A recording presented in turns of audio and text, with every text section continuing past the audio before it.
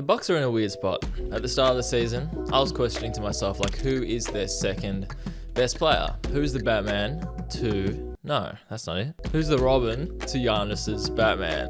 Who is it? Chris Middleton, Dame, they're all gone. So who is the second fiddle? And did you expect it to be Ryan Rollins? Not gonna lie, I would have been like, who? Probably. And a lot of other people would be like, who at the start of the season if I said that. But this dude is impressive. He's literally announced himself to me, first and foremost, and the league as well. Somehow, surprised me when I looked this up, 16.7 points per game. Just like that. Hey, we're only 10 games in, but did somebody say most improved player? Because, look, he's got to be up there. Now, this is the good stuff. You know, when a season starts and you try to find players that are going to pounce onto the scene, just jump onto the scene in some way. And you want to almost, you know, this is a bit of a weird egotistical thing, or maybe it's just, you know, how humans operate, but you almost want to find the gem before other people do. Like, yeah, I'm sure, as you can call me media or whatever, people just like talking about the game. Media is a bit much, but you like to be like, hey, this guy's awesome, or pay attention to this dude out in Milwaukee. Like, just pay attention to him because he looks good. Maybe you've watched him in college. Maybe you've just studied his rookie year, whatever it is. But it feels good to discover that gem. That's just the way it is. And Ryan Rollins, certainly not me. I would not have been able to tell you two things about Ryan Rollins besides from the fact that he started getting minutes last season. Not yesterday. But somebody would have discovered him. But he's introduced himself to me and the league, and he just looks great. Like, I thought to myself, how long has this guy been playing in the league? Because he looks, from what I've seen, and I purposely tuned into Milwaukee games now and looked at what he does, and I'll touch on that later. Played Houston yesterday. Looked really good in patches, especially down the stretch. But before I jump into him, I didn't want to be too disrespectful to anyone else in Milwaukee, because it's funny sort of talking about him as potentially the second best player in Milwaukee, but not really the second best, almost like the second fiddle, like that Robin to the Batman is the expression that I like to use in terms of, hey, like who's going to come up big for Giannis, or who's even going to average the second amount of points behind Giannis. And at the moment, literally 16.7, I'd assume, maybe ChatGPT can help me, who are the top 3 leaders in scoring per game for the Milwaukee Bucks right now? It's got to be Giannis. And then what? Who else is beating 16.7, right? Like, that's what Ryan Rollins is averaging. Yeah, exactly. It literally is. Okay. So originally, this was the classic thing, and you're just like, oh, okay. Maybe there's some sort of, not like attention-grabbing headline, but yeah, that's a content game. And I was like, okay, maybe Ryan Rollins literally is the second fiddle. So that's what I thought. But then I'm like, that sounds too much. Like, to say he's like number 2 already is crazy. But Giannis is averaging 32 a game, Ryan Rollins 16, Kyle Kuzma 12 or 13. Literally the second best scorer, which is crazy because for the majority of, you know, casual fans and even big fans, Ryan Rollins is not a household name. That's not insulting. That's just a fact. And maybe he can become one. But you look through the list and I was like, okay, so who actually is their second fiddle if you didn't really know who Ryan Rollins was? Obviously, Ryan Reynolds is a great actor. Miles Turner obviously got there, great player. Not sure about consistency. Bobby Portis, he could have his say on occasion, been there for a while now. Gary Trent Jr. has sort of like a hot game here and there. Can go for 30 or 40. Really, can get hot. He can do it. Kyle Kuzma. But he's more, that classic 6-man off the bench, scoring punch. A bit unpredictable in the way he goes, but he gets it done. Now, after looking at that, I'm more confident saying Ryan Rollins is potentially their second best player, second best scorer. And it's crazy. So where do you even come from? This is the main thing when I was thinking about Ryan Rollins. I'm just like, how can guys come onto the scene like this when you don't really, like, you think you have a close eye on the league?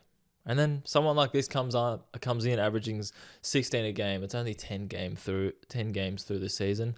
I'm conscious of that. I'm weary of that. But it's still a very cool story. So 23 years old, 4th year in the league. Back in 2022, that's when he was drafted. That's when his journey started. 44th overall to Atlanta. Didn't play a game for them by the look of it. By the looks of things, traded to the Golden State Warriors. This is where, by the way, I'm going to allude to this later. This is where Draymond Green crossed over with Ryan Rollins. I assume on draft night and sort of like summer league, all that stuff. Didn't play there for a bit. Went to Washington, played a bit. Now in Milwaukee, playing a lot.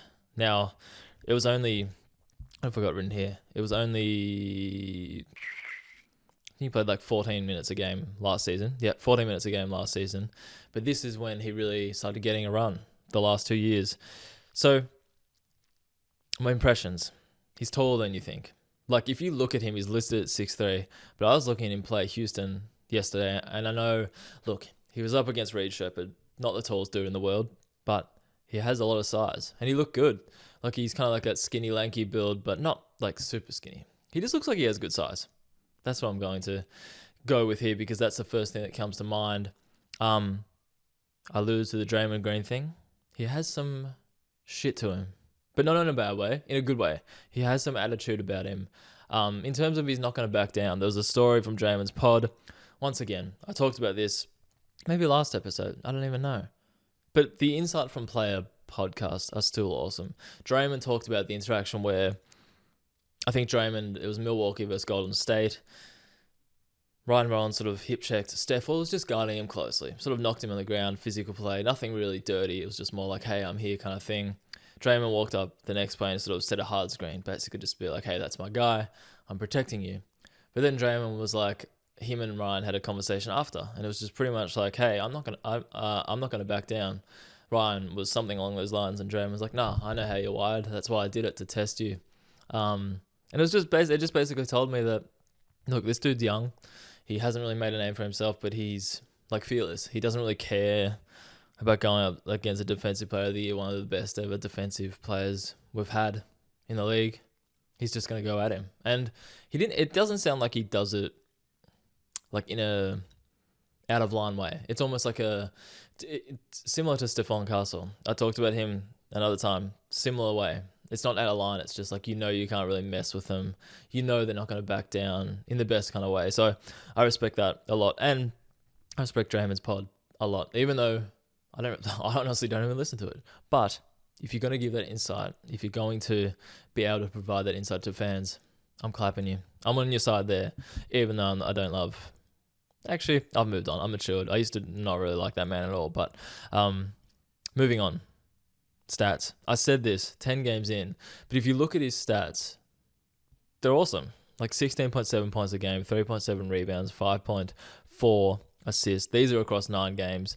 Yesterday's game, like it was happening as we spoke, as I wrote this down, so it's only 9 games in, but still, you're basically, if you're doing the old averages, average up, you're basically averaging 17, 4, and 5. 17, 4, and 5 as a fourth-year player, starter next to Giannis.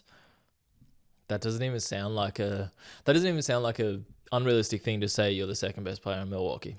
That's like, I'm questioning myself now, but it doesn't. Like 17, 4, and 5, and you don't expect him to keep doing that, or do you? Not sure. But think about the most improved chatter. Most improved player of the year.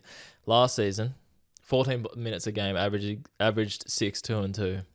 Now he's at 17, 4, and 5. Again, it's probably not going to continue, but you got to celebrate these things while they're here, and they're still worth celebrating even if his numbers do drop. Now, you get to the percentages. You get to like the analytical part of it. 42% from 3 on 5 attempts per game, so it's not like he's even taken 1 or 2. He's taken 5 a game, shooting above 40%. Great. 53% from the field. Like, it just screams efficient. And these are numbers like the field goal percentage especially. You'd be like, oh, he's a big man doing that. No, he's a guard. He's a 23-year-old guard, 4th season in, next to Giannis. Effectively the running in the show, even though the ball would be in Giannis' hands a lot of the time. Doing that. Just awesome. I'm nothing but impressed by diving into who he is as a person, as not so much as a person, as a player. Like, he just screams like he has a good grasp on things, even if it is early in his career. Now, they played Houston last game, and I was locked into watching him, especially down the stretch. And you just look at some of the players, like this, I'm going to keep harping on about it because it's just impressive being that young. But you have not made a name for yourself yet. You're doing so right now, but you're facing Houston, one of the best teams, KD. Amen Thompson driving you, by the way. I mean, guarding you. But he was making plays to Giannis. This was all in the fourth quarter. Just like a smooth sort of operator. Passed it to Giannis pretty efficiently. Made a good play. And then he should have got a charge called against him. Like, he set himself really well, but they reviewed it. Maybe he was moving slightly. But again, smart play for a young fella.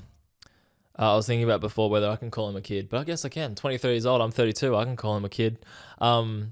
Hit a three with 3 minutes left. Drive and scored on Amen Thompson, one of the best defenders in the league, easily, with 2 minutes left. And even though they lost that game, like they lost, so you might be like, why does it matter too much? But these are just impressive plays from a young fella, and it's pretty cool to watch someone grow up before your very eyes. Not to sound too sentimental, but it's true.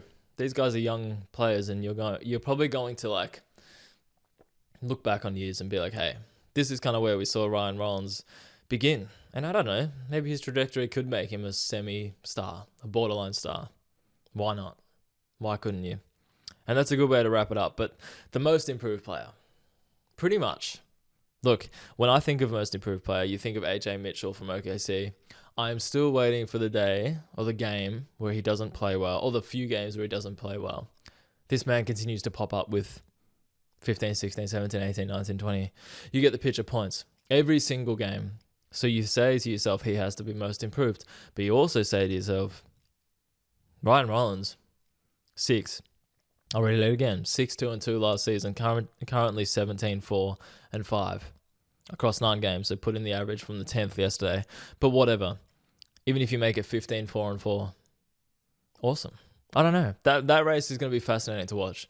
And it's always an interesting one. But yeah, just one of those guys you want to watch more of. Like, credit to him for not a big name at all. I think he went to like a pretty low, like major school or whatever you call it. Not really like a known guy any part of his career by the sounds of it. Now, he's starting next to Giannis. He's starting for the Milwaukee Bucks. They're doing pretty well, I'm pretty sure. Great story. That's what it's all about. Finding out stories about this and seeing what players can become in the future. So Ryan Rollins, you've announced yourself to me. You've announced yourself to the league. And it's exciting. Let's see how far I can take it.